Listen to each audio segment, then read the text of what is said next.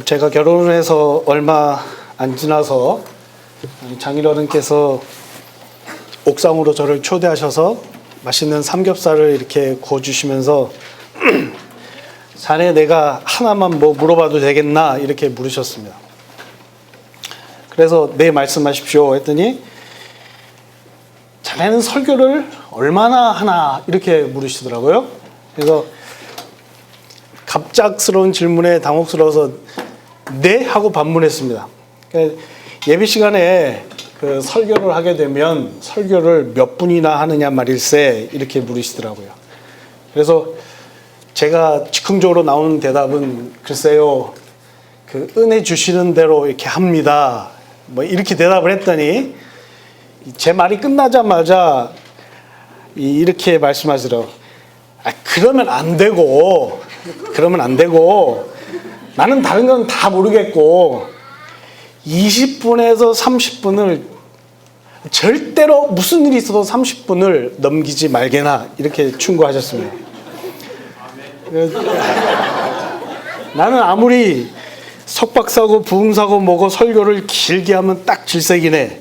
자네가 앞으로 설교할 기회가 많을 거니까는 이 말을 꼭 좀 명심해 두었으면 좋겠네. 이렇게 말씀하시길래 알겠습니다. 최선을 다해 보겠습니다. 이렇게 대답을 했었던 기억이 납니다.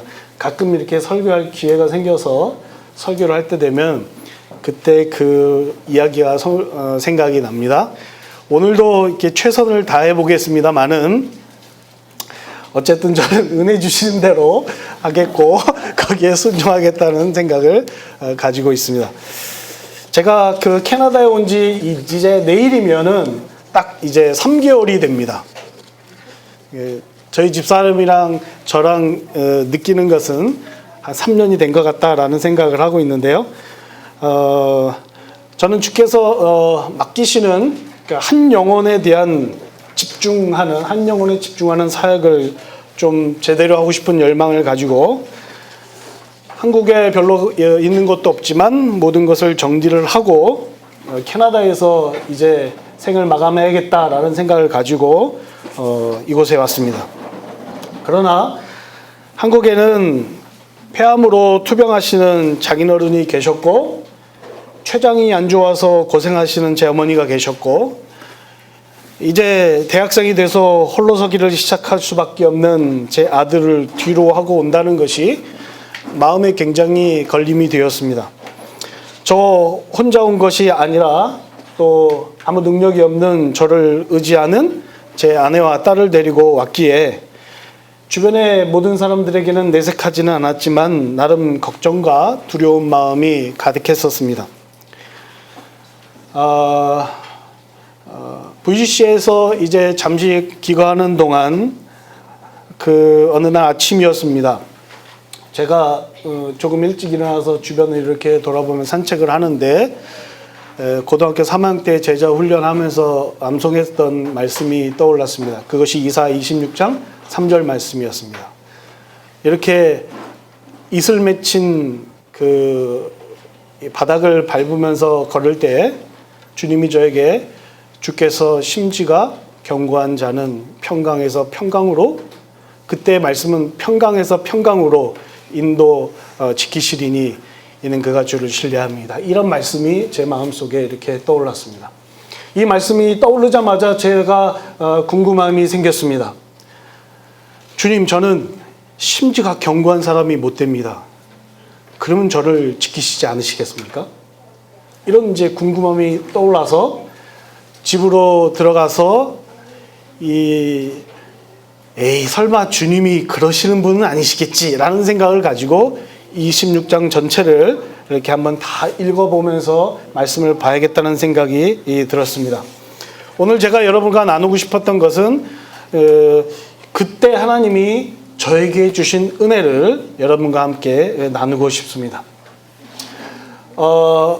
먼저 26장 3절 말씀, 그 한 절 말씀만 가지고도 오늘 주보에 실린 대로 3개의 질문을 이렇게 찾을 수 있고 거기에 대한 답을 찾을 수 있습니다.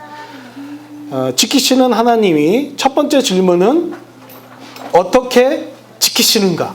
여기 주일학교 학생들이 많이 있는데 한번 그 3절 말씀 안에서 답을 한번 찾아보실 수 있으면 좋겠다 생각합니다. 어떻게 지켜주시는가? 뭐 정답이 너무 쉽고 간단하게 찾을 수 있지 않겠습니까? 두 번째는 지키실 때 그렇다면 그 지키시는 하나님은 지키심을 받는 그 사람에게 어떤 방법을 주셨을까? 그 다음에 지키심을 받는 그 사람들은 어떤 사람이라고 표현되어 있는지 이 3절 말씀 안에는 그 답을 쉽게 찾을 수 있습니다. 저도 역시 거기에 대한 답을 찾으면서 이런 생각이 들었습니다. 나에게 있어서의 문제는, 또 우리 많은 그리스도인들에게 있어서의 문제는 정답을 모르는 데 있지 않고 정답을 알지만은 그대로 살지 못하는 데 있지 않나라는 생각을 해보게 되었습니다. 저도 내일이면 이 세계관 기초 시험이 있습니다. 학생 여러분, 우리 학생 여러분, 또 우리 과거나 우리 현재를 또 돌이켜보면 공부를 열심히 해야 한다는 것 우리가 몰라서 안 합니까? 알지만 게으른 겁니다. 기도가 중요한지 몰라서 우리가 기도를 안 하나요? 알지만은 쉬고 싶은 마음이 있기 때문 아닙니까? 또는 가끔은 정답이라고 우리가 이렇게 딱 알고 있는 것이 사실은 하나님의 근본적인 의도를 가지고서 생각해보고 또 생각해보면 그 정답이라고 생각하는 우리의 생각이 착각일 때가 종종 있는 것을 우리가 살면서 우리가 느껴보곤 합니다. 그렇다면 이 세 가지 질문에 간단하게 대답하면서 말씀을 나눠보려고 합니다. 첫 번째, 어떻게 지키시는가? 정답은 무엇입니까? 평강에서 평강하도록.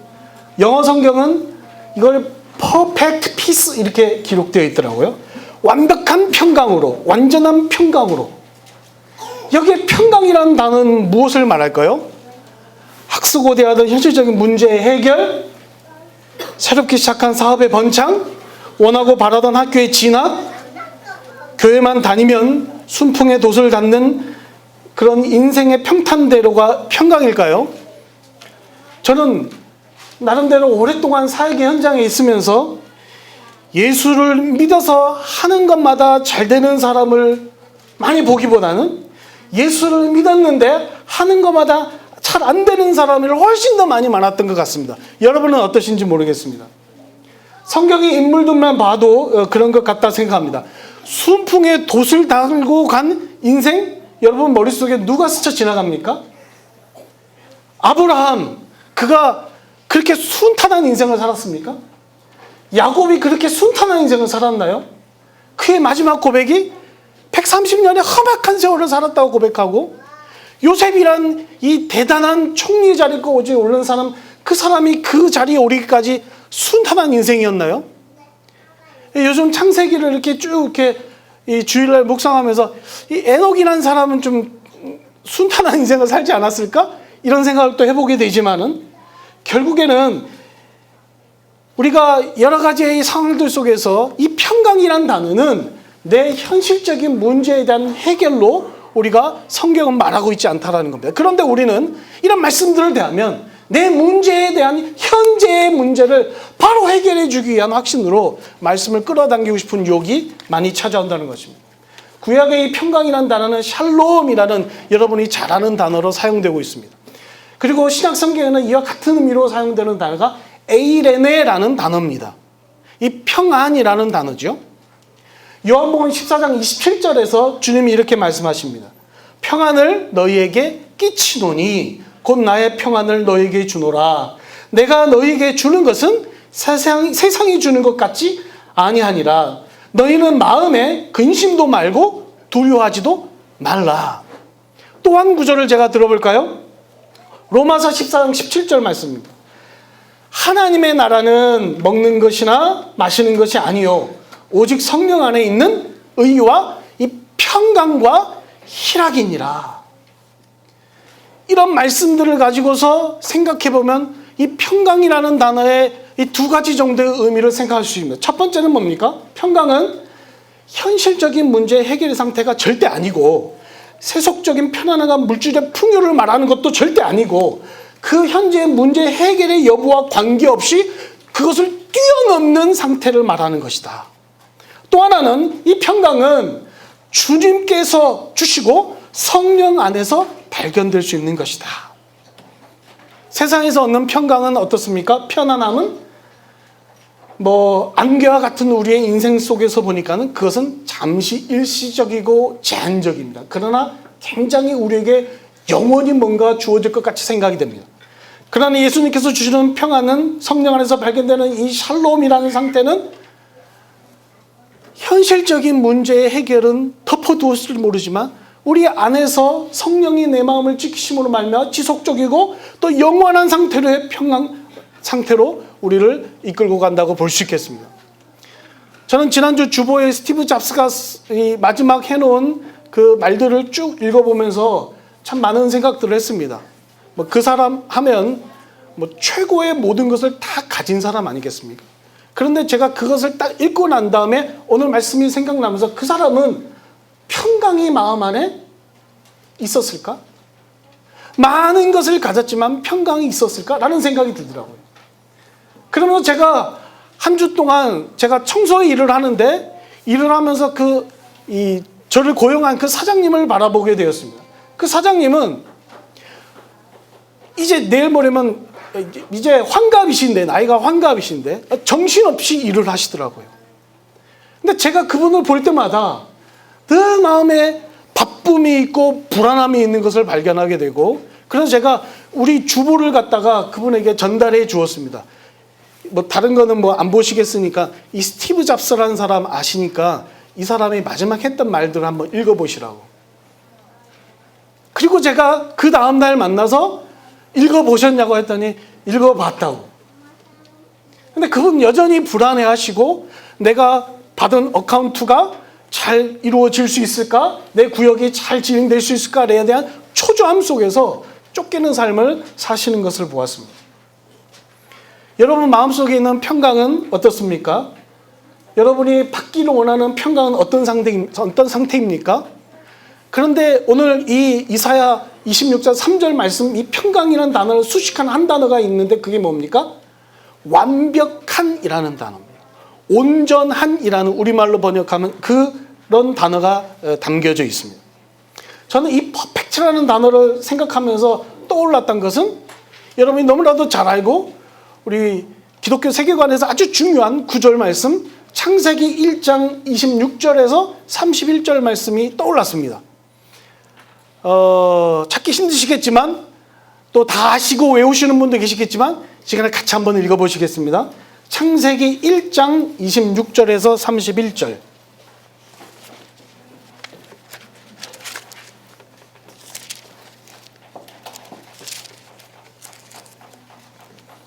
(26절부터) 마지막 절 말씀까지 다 같이 한 목소리로 같이 읽겠습니다. 시작.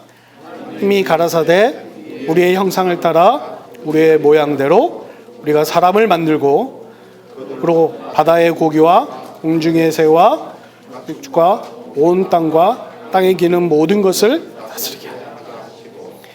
하나님이 자기 형상 곧 하나님의 형상대로 사람을 창조하시고 남자와 하나님이 그들에게 복 주시며 그들에게 이르시되 생육하고 번성하여 땅에 충만하라. 땅을 정복하라. 바다의 고기와 공중의 새와 땅에 움직이는 모든 것을 다스리라. 하나님이 가라사대 내가 온 지면에 씨 맺는 모든 채소와 씨 가진 열매 맺는 모든 나무를 너에게 주노니 너희 또 땅의 모든 짐승과 공중의 모든 새와 생명이 있어 땅에 기는 모든 것은 내가 모든 푸른 식물로 주노라 하시니 그대로 하나님이 그 지으신 모든 것을 심히 좋았더라. 저녁이 아침이 되니 이는 여섯째. 아멘. 제가 캐나다에 와서 자주 듣는 말 중에 하나가 이 퍼펙트라는 단어입니다. 제가 등록금을 내러 메슨센터에 갔더니 등록금을 냈더니 그 사람이 저에게 퍼펙트 이렇게 얘기하더라고요. 저 사람이 왜 나한테 저렇게 얘기하나. 그 다음에 교육청을 가서 제 아이의 그 학교에도 가서 이렇게 지원 양식을 써내라 그래서 지원 양식을 이렇게 딱 작성해 줬더니 그때도 저에게 퍼펙트 이렇게 얘기하더라고요. 심지어는 코스코 가가지고 회원카드를 제 아내가 제시를 했는데 그때도 그 사람이 퍼펙트 이렇게 얘기하더라고요. 이제 제가 그래서 집사람에게 얘기했습니다. 여기 있는 사람들은 이 단어를 정말 즐겨 사용하는 것 같다고. 굿이라는 단어보다 퍼펙트라는 단어가 훨씬 더 제가 듣기에는 너무 좋더라고요. 근데 저는 이 완벽하다라는 단어, 이 퍼펙트라는 단어를 오늘 이 창세기 1장 26절부터 마지막 절까지를 다 읽으면서 제 마음속에 이 단어가 크게 선명하게 들어왔습니다. 아, 이게 퍼펙트의 상태구나. 이게 정말 완벽한 상태구나. 오늘 말씀하시는 하나님의 심정은 어떠할까? 제가 생각해 보니까 이 말씀을 하시는 하나님의 심정이 굉장히 흥분에 차서 왜 그럴까요? 당신이 창조한 세계를 바라보면서 얼마나 완벽한지 여러분 26절 27절 보면은 하나님의 형상이라는 말을 계속 거듭 반복하면서 이 말씀을 계속 하시는 것을 볼 수 있습니다. 그리고 마지막 절에 가서는 이제는 보시기에 어떻다고요? 여러분이 잘 아는 대로 심히 좋았더라. 이 퍼펙트란 단어 떠오르시지 않나요? 하나님께서 우리에게 말씀하시는 상황은 바로 이러한 부분이고 오늘 이 말씀 속에서 하나님의 이 완벽한 평강은 우리들의 삶 속에서 무너졌던 죄악으로 무너졌던 우리의 상태를 다시 회복하고 지키시고 싶은 마음이 가득한 것이 이 본문에 하나님의 그 열망이 담겨져 있지 않나라는 생각을 해보게 되었습니다.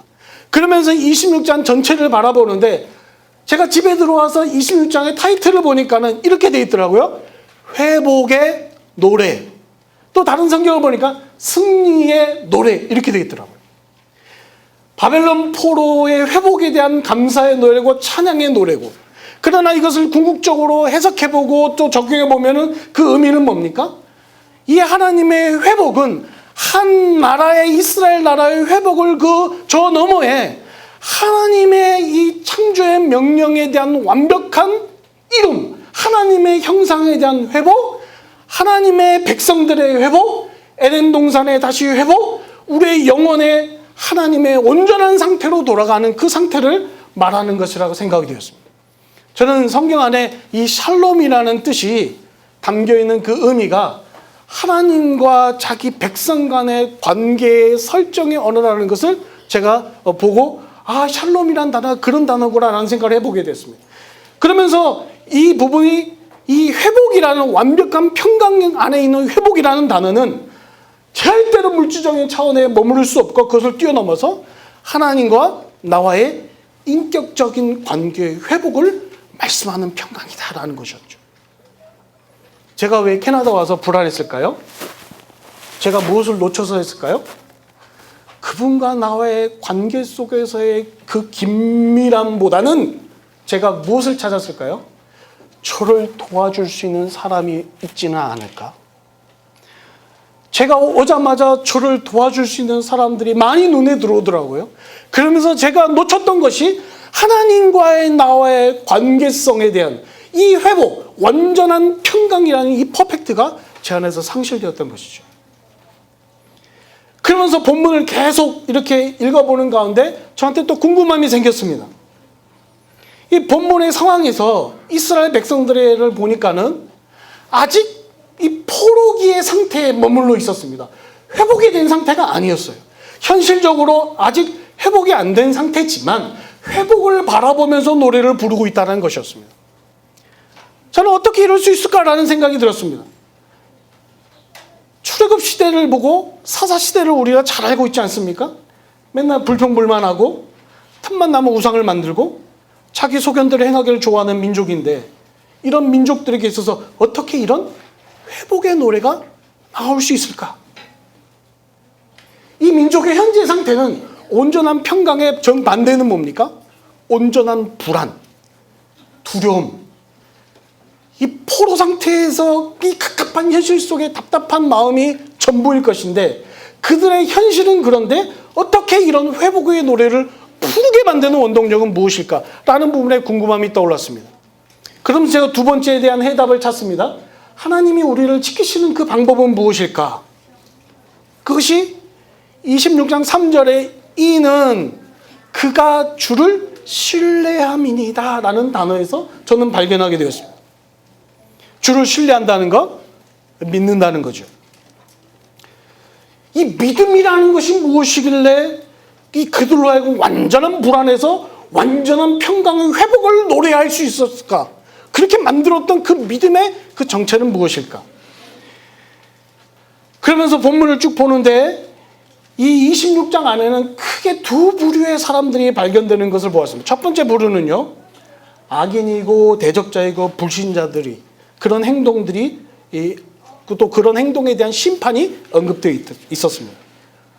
우리 본문에서 읽진 않았지만 26장 5절 6절을 한번 보시면요, 높은 데 거주하는 자를 낮추시며 솟은 성을 헐어 땅에 엎으시되 진토에 미치게 하셨다. 발이 그것을 밟으니 곧 빈궁한 자의 발과 곤핍한 자의 걸음이로다.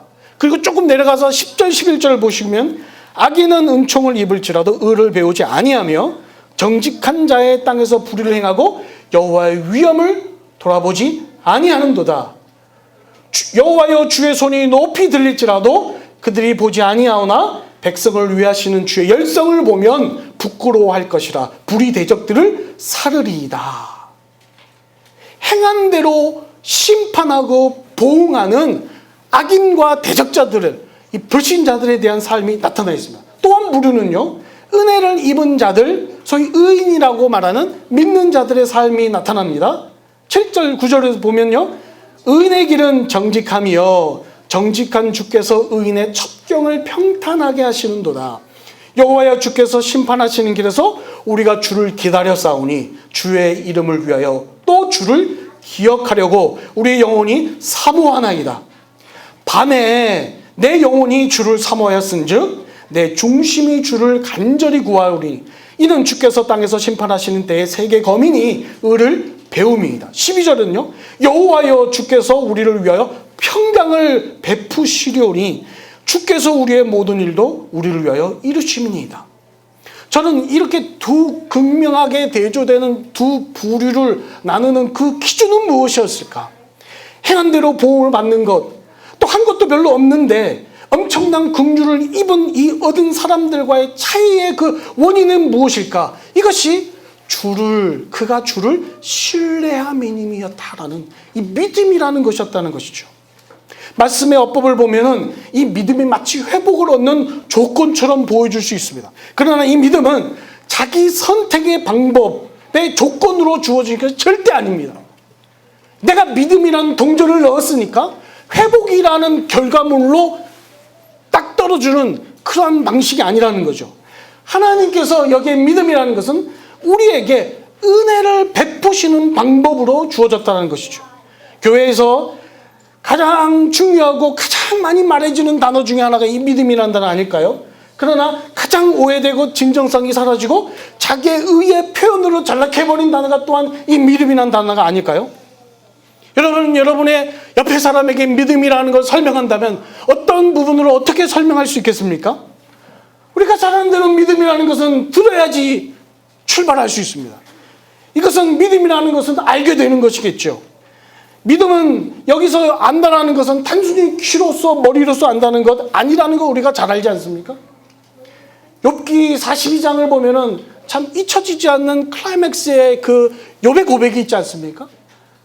주님에 대해서, 하나님에 대해서 확실하게 고백하기를 내가 주님을 귀로만 듣다가 이제는 내가 주님을 눈으로 배웁니다 라고 말하면서 자신의 죄악된 삶을 회개하는 욥을 볼 수 있습니다.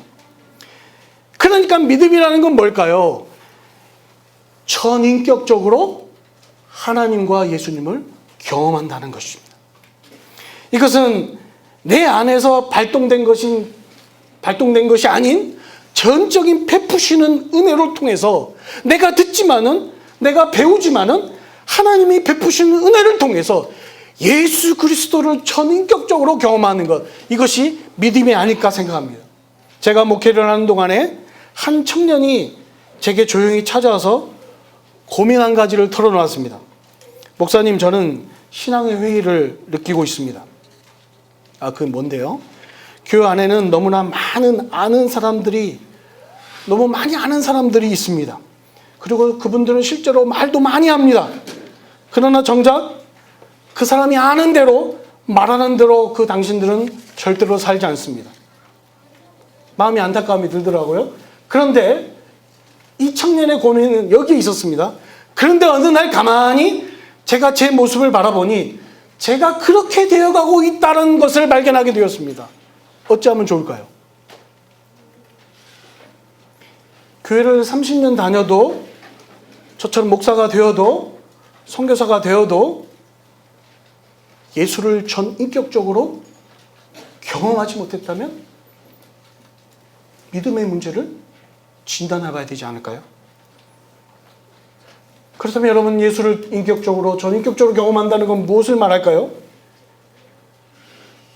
저는 많이 보았습니다. 예수를 믿고 싶어도 도저히 안 믿어진다고 말하는 사람들, 그 이유가 무엇일까 저도 고민을 해보았습니다. 은혜를 몰라서다. 그럼 그 은혜를 철저히 경험한다는 것은 뭘까? 그 경험하는 사람이 있고 또 경험하지 못하는 사람의 차이는 무엇일까? 그렇게 나름대로 고민하는 가운데 성경을 보면서 저는 이런 깨달음이었습니다. 은혜를 받은 사람, 예수를 인격적으로 경험한 사람에게 가지고 있는 특징 중에 하나는 죄라는 것에 대한 인식의 문제에 있다고 생각이 되었습니다. 자신이 얼마나 처절한 죄인인지 아직 못 깨달은 사람, 최선의 노력 속에 있지만은 깊은 절망을 맛보고 실패 속에서 인간적 한계로 고백하지 못했던 사람, 현실적으로는 그렇지 않아도 내적으로 하나님 앞에 자신의 삶을 무릎 꿇지 못하는 사람. 그래서 로마서 3장 23절, 28절 말씀이 떠올랐습니다. 여러분이 잘 아시는 내용이니까 제가 읽어드리겠습니다. 로마서 3장 23절은 이런 말씀이죠. 모든 사람들이 죄를 범하였음에 하나님의 영광이 이르지 못하더니. 근데 그 말씀을 쭉 읽어 내려가 보면 이런 말씀이지만, 그리스도 예수 안에 있는 속량으로 말미암아 하나님의 은혜로 값없이 의롭다 하심을 얻은 자 되었느니라. 25절이요. 이 예수를 하나님이 그의 피로써 믿음으로 말미암는 화목제물로 세우셨으니. 제가 도전됐던 게 이 부분입니다. 이는 하나님께서 길이 참으시는 중에 전에 지은 죄를 간과하심으로 자기의 의로우심을 나타내려 하십니다. 하나님께서 그 사람의 죄를 길이 참으시는 중에 전에 지은 죄를 간과하셨다라는 표현. 그래서 27절에 이렇게 말합니다. 그런즉 자랑할 때가 있을 수 없느니라. 자랑할 것이 없다라는 거죠. 우리에게서 우리의 의나 우리의 자랑이 올라온다라는 것은 이 길이 내 연약한 죄인의 모습을 참으시는, 이 죄의 모습을 간과하시는 하나님에 대한 생각이 없기 때문에, 죄로 인한 처절한 자신의 상태를 보고 절망하고 좌절하는 마음, 그 다음 그 문제의 해결자인 예수를 찾게 되고 그분과의 깊은 만남을 경험하게 되는 것. 여러분, 베드로를 보십시오. 베드로는 주님과 가장 오랫동안 동행한 사람 중에 한 사람 아닐까요? 그런데 베드로가 어떠한 삶을 살았는지 그 과정을 가만히 살펴보면은 철저한 자신의 무능함, 자신의 무능력함, 자신이 얼마나 죄악되어 있는지 그 상황을 깨닫는 과정 속에서 그가 사도행전의 베드로로 탈바꿈되는 걸 볼 수 있습니다. 여러분, 사도 바울이 얼마나 강박한 사람이었고 예수 믿는 자를 잡아 죽이는데 앞장섰던 사람인 것을 여러분 잘 알지 않습니까? 그가 또 가졌던 지식이 얼마나 많았습니까? 그 사람도 주님 앞에 돌아오는 과정을 가만히 보면은 강권적인 다메섹 도상에서 강렬한 피답에 그가 떨어져 무릎을 꿇는 작업이 있습니다. 그리고 암흑 속에서 깊은 묵상하는 시간이 있었고, 그리고 그는 깨닫습니다. 자기가 가졌던 모든 지식과 자기가 가진 모든 부분들이 쓰레기였고 자기가 가졌던 모든 것이 배설물과 같은 것임을 그는 그의 삶에서 고백합니다. 그러면 우리 예수 그리스도를 인격적으로 만난 그의 고백은 어떻습니까? 저는 늘 언제나 이 그의 고백을 묵상하면서 내 자신의 하나님과의 인격적인 깊은 만남에 대해서 다시 회고하고 또 회고하고 다시 그 속에서 뭔가 찾아보려고 애쓰는 한 구절이 있는데 그것이 갈라디아서 2장 20절의 말씀. 내가 그리스도와 함께 십자가에 못 박혔나니 그런즉 이제는 내가 산 건 아니야. 내 안에는 그리스도가 있고 이제 내가 사는 것은 죽은 내가 이제 이 땅을 살아가고 있는 것은 나를 사랑하사 나를 위하여 자기 몸을 버리신 그 아들을 믿는 믿음 안에서 살아가느니라. 이 고백을 또 묵상하면서 주님, 내가 주님과 깊은 교제하기를 원합니다라는 생각을 해보게 됩니다. 다시 본문으로 돌아와서 이스라엘 백성들이 포로기의 혹독한 고통 속에서 그들은 무엇을 생각했을까요? 믿음이라는 것을 가지는 그 단계로 가면서 하나님과 인격적인 관계를 맺기 위해서 그들에게 주어져야만 했던 것은 포로기 속에서의 처절한 자신들의 죄를 들여다보는 것이었습니다. 이들이 이런 회복의 노래를 부를 수 있던 것은 그 속에서 건지시는 구원하시는 심지가 견고한 자를 평강에서 평강으로 지키신다라고 노래를 부를 수 있는 그 이유는 그 속에서 하나님과의 그 처절한 자신의 죄를 담당하시고 건지시는 구원의 하나님을 목도하는 데 있지 않았나 생각합니다. 저는 주빌리에 와서 성경 한 구절이 눈에 딱 띄었습니다. 이 뒤에 보면 있죠. 요한복음 8장 31절 32절 말씀. 31절 B로 되어 있는데요. 31절 그 초반에 있는 말씀, 여러분 이 말씀이 누구에게 하신 말씀인지 여러분 잘 아시죠? 자기를 믿는 유대인들에게 이 말씀하셨습니다. 믿음이 없는 사람들이 아니고 주님의 말씀을 듣고 믿고 따르는 사람들에게, 믿음이 있다고 하는 사람에게 주님이 이 말씀하십니다. 제자가 된다. 얼마나 흥분되는 것입니까? 진리 안에서 그 진리가 자유케 된다는 거 얼마나 이 감격스러운 것입니까?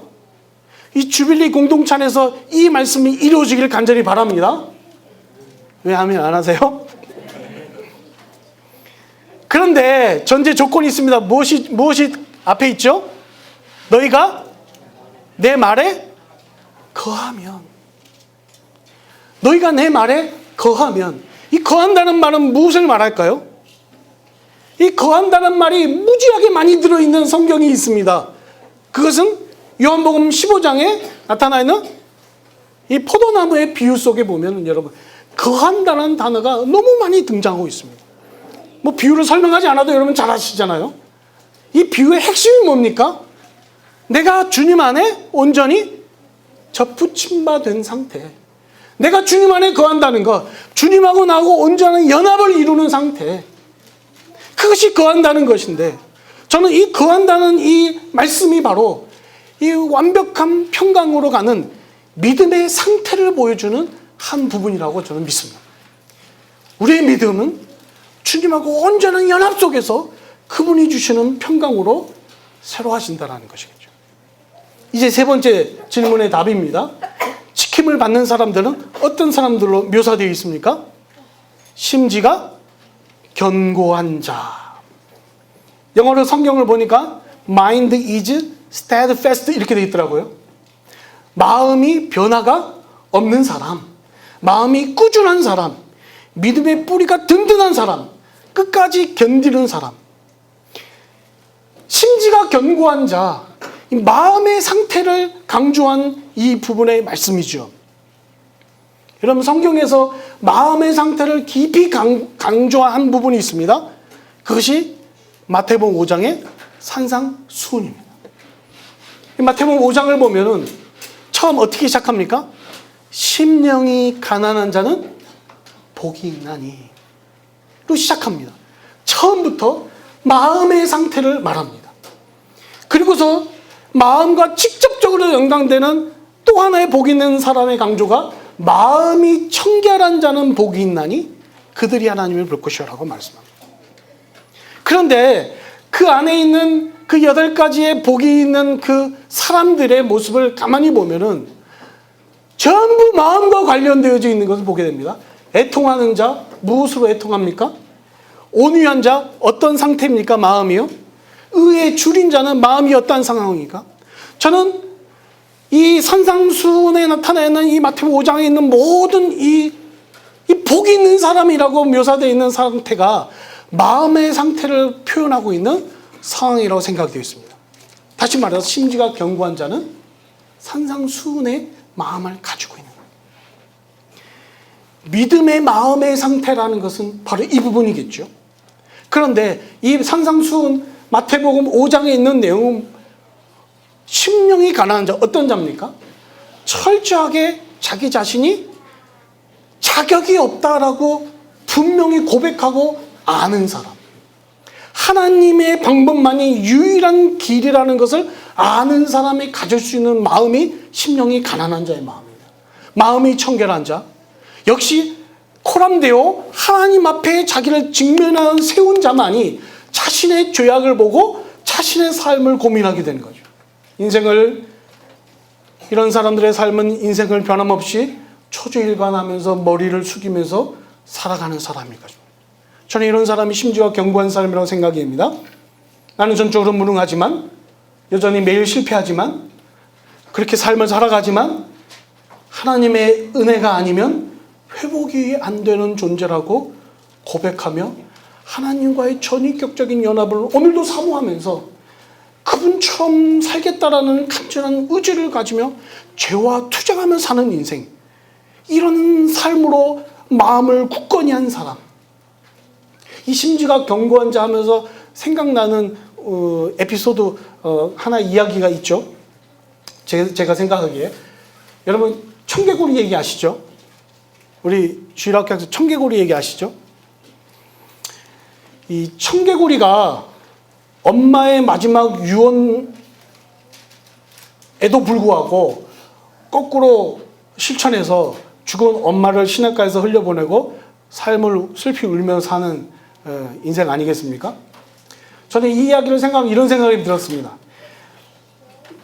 이 청개구리가 죽은 엄마를 시냇가에 흘려보내고 남은 여생을 어떻게 살았을까?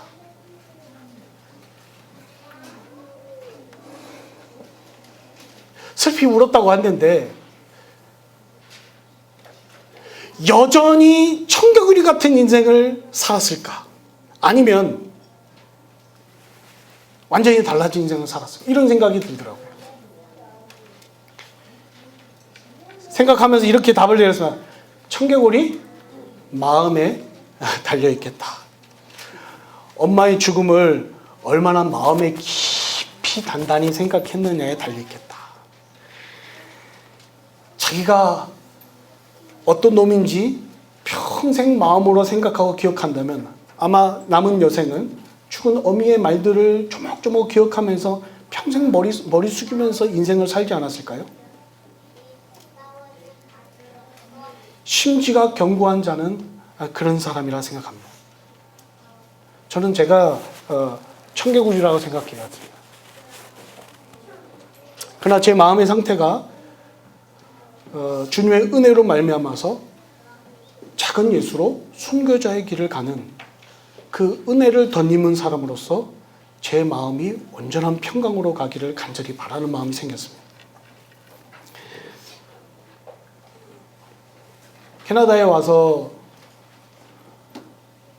밥을 해 먹어야 되는데 냄비는 도착하지 않았고, 그래서 이 라면을 끓여 먹어도 냄비가 필요할 것 같아서 이 H마트 가서 냄비를 사러 갔습니다. 갔더니 양은 냄비가 있더라고요. 한국에서 잘 사용하지 않았던 노란 양은 냄비가 있는데 그게 3불 하더라고요. 그때 쭉 보니까는 다른 마트에 넣겠지만 H마트에는 뚝배기가 있더라고요.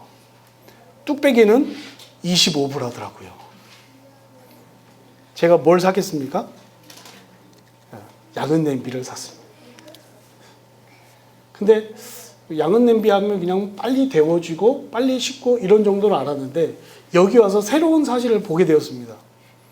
양은 냄비를 물을 담아서 인덕션 렌즈에다가 딱 올리니까 여러분 어떤 현상이 나타나는 줄 아십니까? 돌돌돌 돌면서 소리를 내기 시작하더라고요.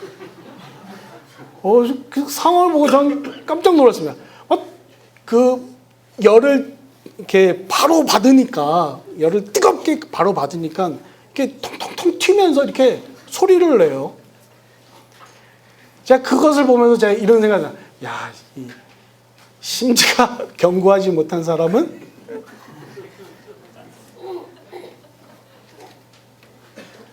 사랑하는 성도 여러분, 그 양 옆에 분들하고 인사하시겠습니다. 양은 냄비가 아닌 뚝배기 같은 신앙이 됩시다.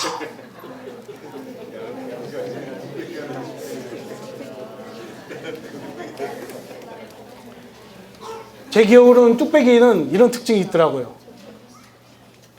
겉으로 볼 때는 이것이 뜨거운지 안 뜨거운지 잘 구별도 안 되고 마치 그냥 말 그대로 뚝배기 같이 생겨가지고, 그런데 뚜껑을 딱 열면 어떻습니까? 바글바글바글바글 끓고 있습니다. 그리고 또 그것을 갖다가 그냥 식탁 위에 딱 올려놓으면은 여전히 끓고 있습니다. 여전히.